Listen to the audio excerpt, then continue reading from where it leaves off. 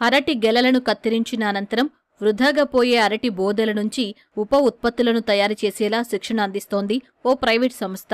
ఉద్యాన శాఖ సహకారంతో పార్వతీపురం జిల్లా సాలూరు మండలం తోనం పంచాయతీ ముంగివని వలస గ్రామంలోని రైతు ఉత్పత్తిదారుల సంఘాలకు మ్యూసా ఫైబర్ సంస్థ శిక్షణ ఏర్పాటు చేసింది. అరటి బోదెల నుంచి వచ్చే నారతో చీరలు, బొమ్మలు, గిఫ్ట్ బాక్సులు, సంచులు వంటి దాదాపు 14 రకాల ఉప ఉత్పత్తులను తయారు చేయవచ్చని కంపెనీ ప్రతినిధులు చెబుతున్నారు.